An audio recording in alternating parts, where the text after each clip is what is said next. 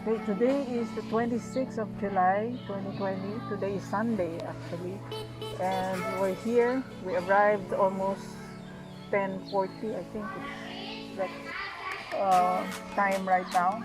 And we're here right now at the gate of Meritxell Foundation. And you can see here in the signage, it's the Children's World Foundation Inc. That's a complete name. And they have children here. Let's see what their ages are, okay? And we're going to talk with the house parent. Her name is Leah. And let's find out what they have in here. Let's go inside. Come on. We're now going to Meritxell Foundation and we're going to prepare the lumpia that we're going to give away.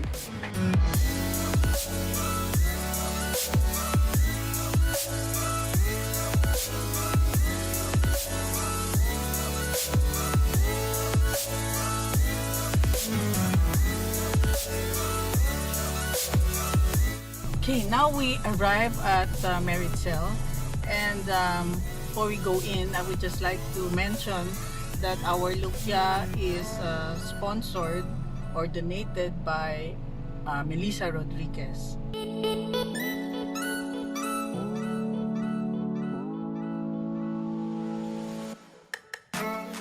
We have here Leah Lagmay. Miss Leah Lagmay is the Executive Director of Meritxell Foundation. So, we're gonna ask her a few questions para we can know something about this orphanage. Ilan sila ngayon dito? At the moment, we have 16 children. We have more children who are meant to be coming in, but because of COVID, we cannot take them in yet. So hopefully, as soon as the situation gets better, we can take more children in. Okay. Pero I'm curious, no? Paano talaga na-put up itong Well, Meritxell? it started 13 years ago. We were friends from UP, and then the advocate is Eric Malyonga, who was a classmate of ours. There were 5 of us. We decided to set it up because we saw a gap in the services provided by the government. We saw that many children were growing up into adulthood in government orphanages. So we thought we have the skills, we have the knowledge, why don't we try and help these children? So what we do, we take children here from government institutions, we process their documents so that they're available for adoption, or we reconcile them back to their biological family. So that's what we've been doing for the past 13 years. And in the meantime, pinakalagaan namin sila. Pinapaaral namin, we shelter them, we feed them, we nurture them. Okay. And we're very lucky that they have a scholarship in a private school, Infant Jesus Academy. And so natututo talaga sila. Okay. How far is that school here? It's walking distance, about 10 minutes walking distance. 10 minutes. Yes. Pero ito kasi parang bahay ang tingin ko eh. So, is this already bought? Is it already donated? Yes, it was bought because we had received funding from a small country besides Spain called Andorra. We were very lucky. We bought this, the first house, and then through God's grace, 6 months later, the neighbor put up their house for sale. Oh, so these are actually 2 These lots? are actually 2 lots, 2 houses. Pinagdikit na lang namin. Kaya pala meron kang dito Yes, parang dugtong. yes, So, this is one house and another house. Pero they're both small houses lang. Yes, that's right. So, ilang Small square bungalow. meters lang ito? Alam mo, I don't really know. Pero tingin ko it's not that much, ano? Pero good enough yung area niya is spacious now. Yes, Diba? To fit in this much children. yes, that's right. We have a capacity for 25 children, but we try to keep it to less than 20 because we want to provide a familial environment instead of an institution-like environment. Okay. So, yun ang aim namin eh. Because really, orphanages are a thing of the past. What we need are one child in every family. A child deserves a family. So that's what we try to do. Give them a familial environment. So far, how many years na itong Meritxell? 13 years. 1-3. Yes, 1-3.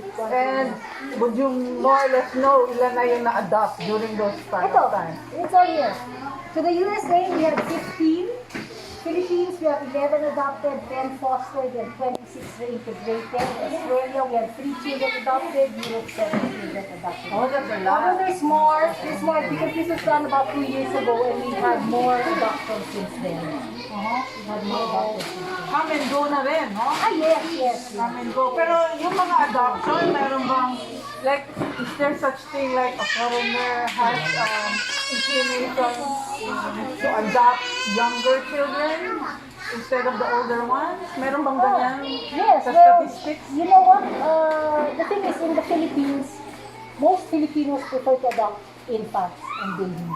Usually, by the time a child is 3 or 4, the path towards adoption is more towards adoption abroad in other countries. Because many adoptees in other countries are happy to adopt older children. Okay. They're okay to adopt older children. The maximum age for adoption is 15 years old in the USA. So meron pa rin nag-a-adapt between 10 to 15? Yes. So that's good, ano? So meron talaga silang napupuntahan ng family. Definitely. And then just this year, I received word from one of our previous adoptees. She was adopted when she was 11 years old. She just graduated from the University of Minnesota doing biological studies. Diba? Isn't that amazing? She lives with a family. She was adopted by a family in Minneapolis. Pero do you more or less monitor where these children adopted The are? good thing is we do this through an international organization, government organization called Inter-Country Adoption Board. So everything, all the adopted parents are totally checked and studied before they're actually matched with any of our children. It's not a personal one-on-one that we do ourselves. It's done through a third party. Pero meron bang naiiwan? I mean, you know, it's heartbreaking kasi kung ang dami mo na nakikita ng mga children na kasama mo, they're being adopted, and meron ba talagang naiiwan? Unfortunately, yes. That's why, while they are here, what we try to do is to give them the best education possible so that their path is not only towards adoption, but also to recognizing that they have the capacity to create a life for themselves here in the Philippines as a Meritxell family member. So, mahirap, you know, Because it can't be. The path can't be for everybody, No, di ba? no. So parang kung ikaw nandito, maybe God wants you to be here, but you have to learn what your purpose is siguro, di ba? In a way. Exactly. So they have to be happy where they are. Exactly. That's why the key really is empowerment of the children. That they realize that I, on my own, I can do something with my life. Yeah, And that's what we try to do with the children. Give them the confidence, give them the nurturing, give them the education that they need so that they can make lives of their own. That's very good. That's why siguro I'm so attached to this. Third time ko na to eh. Kasi parang nakikita ko, it's a simple home actually. Yes. Pero at the same time, yung kanilang, hindi sila masyadong in a box. Alam mo yun, it's apart from the others. Siguro we're going to visit the others too. Pero some are stricter, some are medyo lax. Pero the fact that they can go around and mingle and be what they are. Yes. Di ba? Be by themselves. Exactly. Yun ang key. Ako, I strongly believe in that familial environment. It's as if you're in a family. You just don't have a dad, though, because wala kaming lalaki na caregiver. But the mother, the caregivers here are like substitute parents. That's what we try to do. So that it's as if they are in a family environment. Because like I said, orphanages, they're a thing of the past. My vision talaga is one child in each family. Each child deserves a family. That's my vision. And that's how it should be. That's how it should be. So right now, sa 16, ilan yung males, ilan yung females? All females kami. All girls females. kami. All girls. Because it's difficult to put together boys and girls because obviously you would need separate accommodations, separate everything. So ito, all girls. So wala kayong infants? Wala. We used to have infants, but we opted not to continue because the SWB came up with a new rule saying that if you have children under 1 year, you have to have a full-time nurse 24 hours. I said, you know, for an NGO, we cannot afford to have a nurse full-time, 24 hours. And I said to them, in a family, do you need a nurse?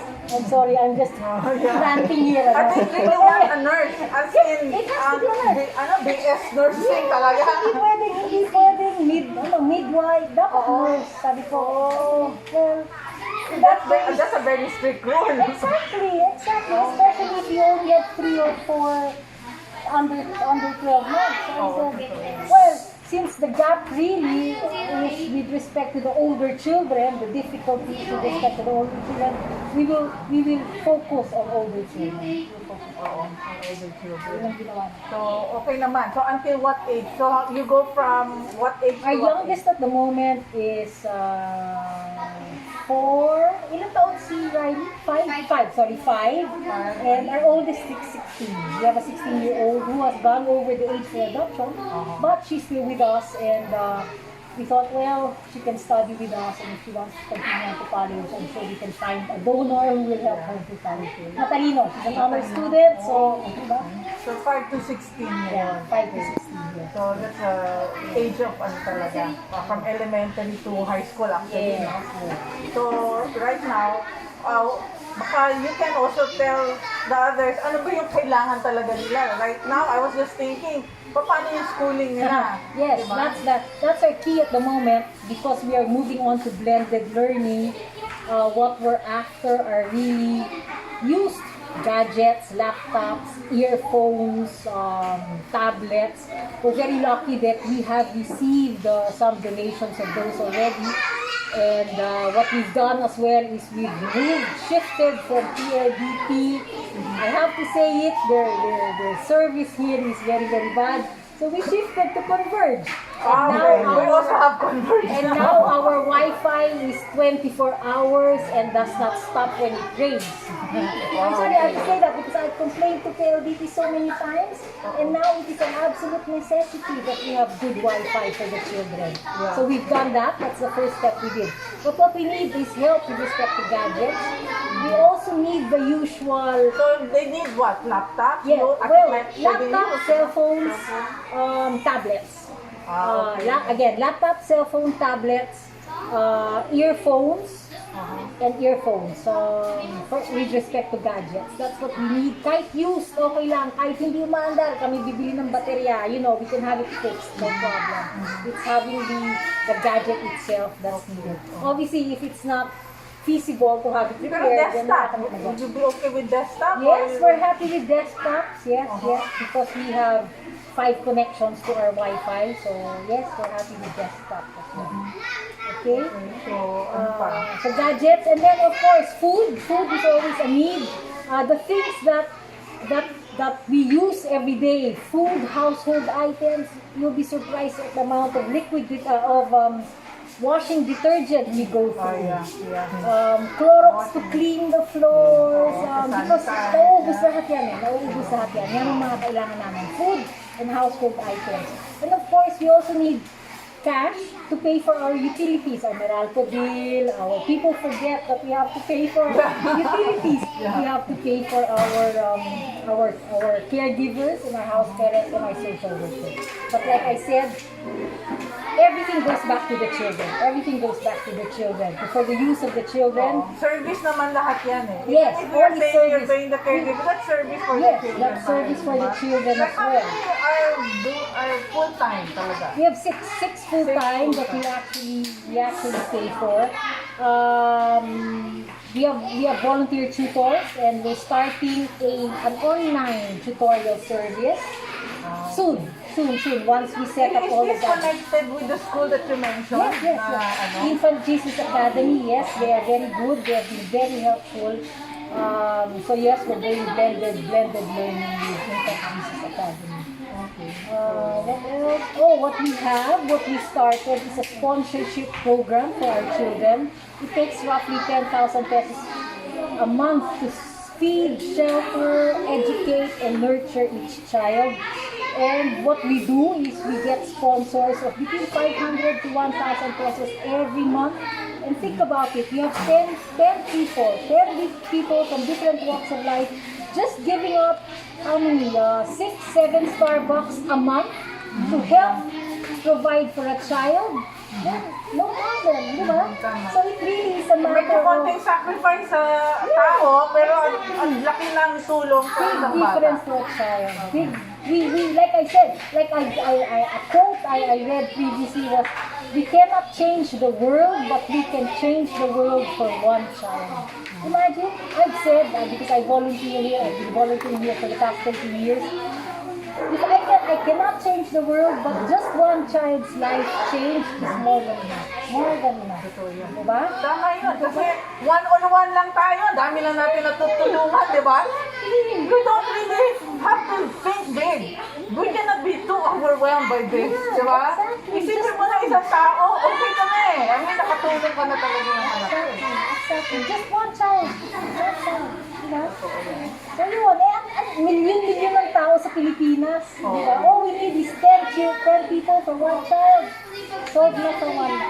So that's what we're doing now. Sponsorship for children on a monthly basis. You make a pledge, whatever amount you can afford, 500 pesos, 1,000 or more. And then in exchange, we send you information about the child, basic information, what grade they are, and then we send you updates every 3 months to tell you how the child is doing. So you have some form of connection with the child, and you find out that, yes, I am doing good. And the surprise, it's not surprising that I realized over the past 30 years, there are so many good people in the world. It's just that sometimes that through social media and through television, all we see are the bad stuff. We see drugs, we see killings, we see murders.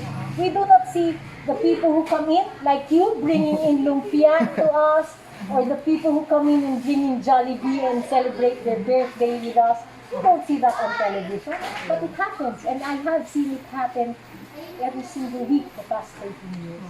Yeah. Diba?